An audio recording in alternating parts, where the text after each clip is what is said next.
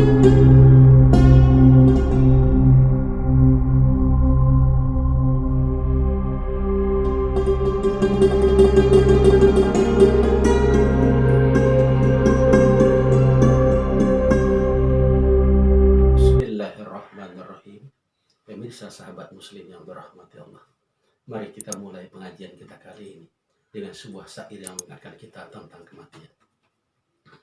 Bila Israel datang memanggil, jasad terbujur di pembaringan.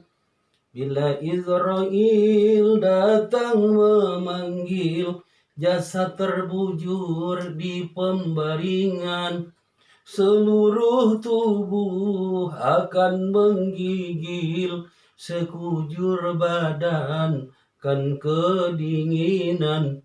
Tiada lagi gunanya harta, kawan dan karib, sanak saudara. Tinggallah hanya amal di dunia, itu semua pembela kita. Pemirsa sahabat muslim yang berahmat Allah, puji dan syukur senantiasa kita ucapkan kehadirat Allah. Sebab sampai detik ini kita masih diberikan kesempatan untuk mencari bekal sebanyak-banyaknya, agar kita bisa membawa bekal yang banyak di saat kematian kita. Kemudian sholawat beserta salam sama kita mohonkan kepada Allah, semoga terlimpah dan tercurah buat kekasih Allah baginda Rasulullah Muhammad SAW. Teringat kami akan sebuah kisah di saat meninggalnya Siti Fatimah Al-Zahra, putri kesayangan baginda Rasulullah. Sesuai dengan amanat baginda Rasul, orang terdekatku yang paling dulu mengikutiku, kematiannya lah engkau wahai putriku Siti Fatimah. Sewaktu Siti Fatimah diantarkan ke tempat peristirahatan yang terakhir, di antaranya ada Abi Dzar Al-Ghifari, ada Sayyidina Ali, ada Hasan dan Husain. Apa kata Abi Dzar sewaktu Siti Fatimah dimasukkan ke alam kubur? Wahai kubur, tahukah engkau siapakah yang dimasukkan ke dalam perutmu ini? Apa jawab kubur? Wahai hamba Allah, kami tidak memandang siapa dan keturunan siapa. Kalau seandainya mereka itu berbekal iman dan beramal soleh, amanlah mereka dari azab. Kan? Itu kaum muslim jadi bahan renungan kita. Sekelas Siti Fatimah saja itu tidak begitu dipandang oleh yang namanya alam kubur. Apalagi seperti kita yang bergelimang dosa ini. Apalah kita yang banyak dosa ini. Di sini kita ingat sebuah firman Allah di surat An-Naba ayat 40. Bismillahirrahmanirrahim. Inna anzarnakum azaban qariba. Yauma yanzurul mar'u ma qaddamat yadahu wa yaqulul kafiru ya laitani kuntu turaba. Sesungguhnya telah kami beritakan kepadamu akan dahsyatnya hari ini, yang mana seorang manusia akan melihat apa yang sudah dia perbuat di masa yang lalu, apa yang dilakukan kedua tangannya di masa yang lalu. Dan mereka orang-orang kafir berkata, ya Allah, rubah saja wujud kami jadi debu, rubah saja wujud kami jadi tanah. Tidak sanggup kami menghadapi siksa yang begitu pedih, ya Allah.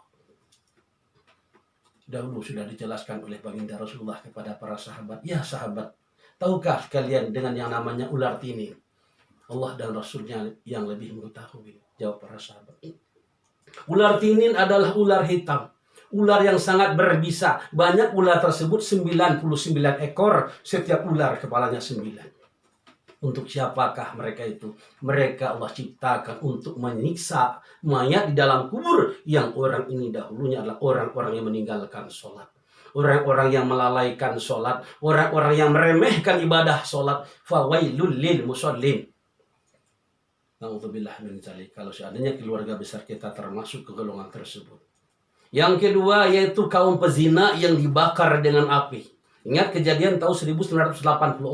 Seorang wanita pezina yang baru dimasukkan ke dalam kubur karena salah kuburannya, memakai kuburan orang lain. Kuburnya dibongkar kembali. Apa yang terjadi? Belum sampai 10 menit jenazahnya masuk ke dalam kubur, tapi dia sudah hancur dibakar api. Kenapa? Dia wanita pezina, wanita tunasusila.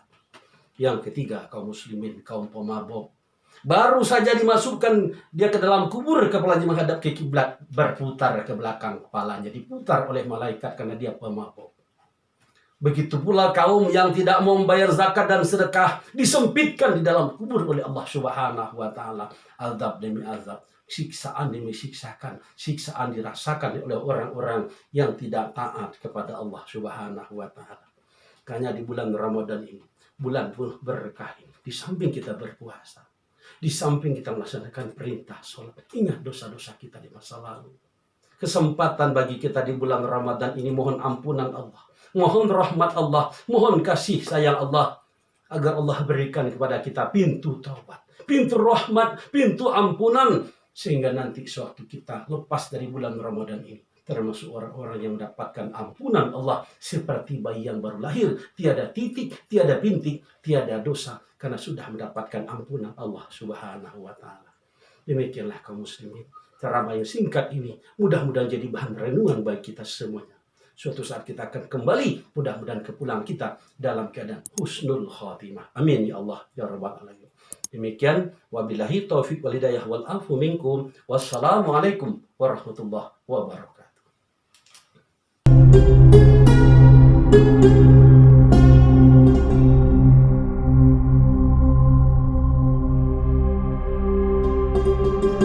Thank you.